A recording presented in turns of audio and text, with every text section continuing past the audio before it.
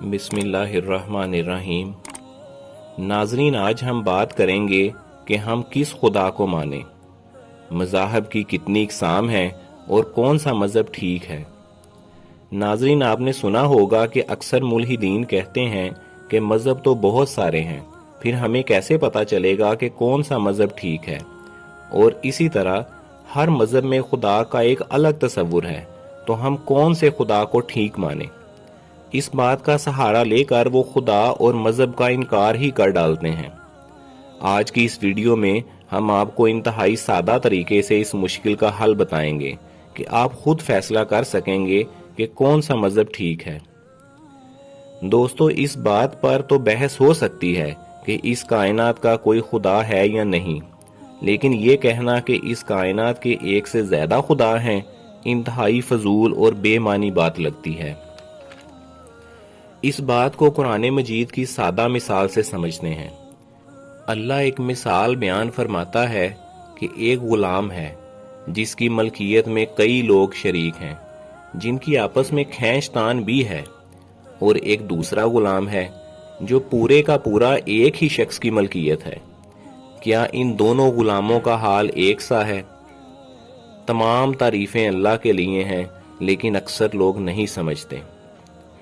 اب اس مثال کو روزمرہ کی زندگی میں رکھ کر سمجھ لیں کہ جب ایک غلام کے زیادہ مالک ہوں گے جن کی خواہشات بھی مختلف ہوں گی، تو ہر کوئی اسے اپنی طرف ہی کھینچے گا، اور اگر کسی غلام کا مالک صرف ایک ہی ہے تو وہ کس قدر آسان زندگی گزارے گا۔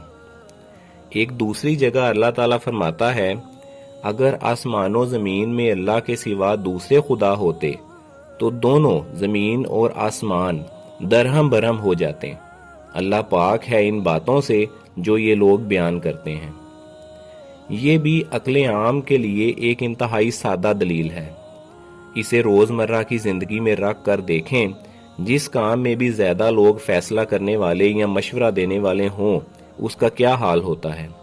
لہٰذا اوپر کی مثالوں سے بات واضح ہو گئی کہ اس کائنات کا صرف ایک ہی خدا ہے۔ اب دوسرا مسئلہ یہ ہے کہ وہ خدا کون سا ہے اور ہم کس مذہب کے خدا کو ٹھیک مان کر اس کی عبادت کریں۔ مذاہب کی دو بنیادی اقسام ہیں۔ الہامی مذاہب، یہ وہ مذاہب ہیں جن میں اللہ تعالیٰ نے انسان کی رہنمائی فرمائی ہے، جیسے یہودیت، عیسائیت اور اسلام وغیرہ۔ دوسرے غیر الہامی مذاہب ہیں۔ یہ وہ مذاہب ہیں جو انسانی عقل و شعور نے تخلیق کیے ہیں، جیسے بدھ مت، ہندو مت اور سکھ مت وغیرہ۔ تمام غیر الہامی مذاہب باطل ہیں، کیونکہ جب ہم اس کائنات کا ایک خدا مان لیتے ہیں تو پھر خدا کی رہنمائی درکار ہوگی اور اس کے بتائے ہوئے طریقے کے مطابق ہی زندگی گزاری جائے گی۔ ہاں، اگر کوئی خدا کا انکار ہی کر ڈالے تو اس کا معاملہ الگ ہے۔ اب آخری مسئلہ رہ گیا کہ کون سا الہامی مذہب ٹھیک ہے۔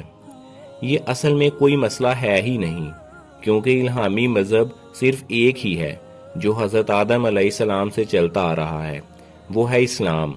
اللہ کے ہاں مذہب صرف اسلام ہی ہے۔ اللہ نے اسی کی تعلیم دے کر تمام انبیاء کرام کو بھیجا تھا تاکہ انسان کی رہنمائی ہو جائے۔ وہ تو انسانوں نے اپنے اپنے مذہب کے الگ الگ نام رکھ لیے اور اپنی اپنی 1.5 اینٹ کی مسجد بنا لی۔ حضرت موسیٰ علیہ السلام کے ماننے والوں نے خود کو یہودی کہنا شروع کیا اور اسی پر ڈٹ گئے۔ حضرت عیسیٰ علیہ السلام کے ماننے والوں نے خود کو عیسائی کہنا شروع کیا اور اسی پر ڈٹ گئے۔ لیکن اصل بات یہ ہے کہ اللہ کے ہاں مذہب ہمیشہ سے اسلام رہا ہے۔ وقت اور حالات کی ضرورت کے مطابق تمام انبیاء کرام علیہ السلام کو ہدایت ملتی رہی ہیں۔ یہ بالکل یوں ہی ہے جیسے نبی اکرم صلی اللہ علیہ وآلہ وسلم کی دنیا میں تشریف آوری کے وقت کچھ چیزیں حلال تھیں لیکن بعد میں ان سے روک دیا گیا، اور کچھ چیزیں حرام تھیں لیکن بعد میں اجازت دے دی گئی۔ تو یہ احکامات حالات اور ضرورت کے مطابق ہوتے ہیں۔ دین اسلام پر قائم شخص کو مسلمان کہتے ہیں، جس کا مطلب ہے اللہ کی اطاعت کرنے والا اور فرما بردار۔ یعنی تمام انبیاء کرام کی دعوت اصل میں اسلام کی دعوت ہی تھی۔ قرآن مجید میں بے شمار مقامات پر اس کو بیان کیا گیا ہے۔ آئیے چند مقامات دیکھتے ہیں۔ ابراہیم علیہ السلام نہ یہودی تھے نہ نصرانی، بلکہ وہ تو خالص مسلمان تھے اور شرک کرنے والوں میں نہ تھے۔ دوسری جگہ فرمایا، موسیٰ علیہ السلام نے اپنی قوم سے کہا کہ لوگو، اگر تم واقعی اللہ پر ایمان رکھتے ہو تو اس پر بھروسہ کرو اگر تم مسلمان ہو۔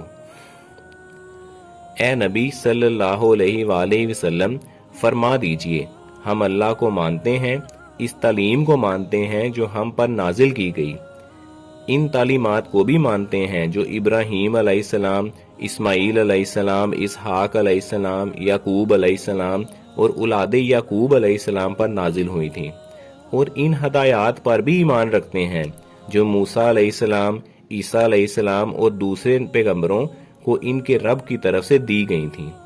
ہم ان کے درمیان فرق نہیں کرتے اور ہم اللہ کے تابع فرمان مسلم ہیں۔ لہذا ثابت ہوا کہ اس کائنات کا ایک ہی خدا ہے، وہ خدا جس نے کائنات بنائی، جس نے مجھے وجود بخشا، جس نے انبیاء کرام کے ذریعے میری رہنمائی کی اور جس کے سامنے مجھے ایک دن پیش ہونا ہے۔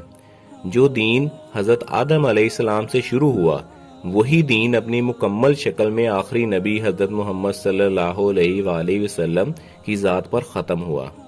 اب اگر کوئی خدا کا انکاری شخص بھی حق کی تلاش شروع کرے، اپنے ذہن کو خالی کر کے تمام تاریخی حقائق اور مذاہب کا مطالعہ کرے، تو انشاءاللہ وہ نبی صلی اللہ علیہ وآلہ وسلم کی ذات مبارک پر ہی آ کر رکے گا۔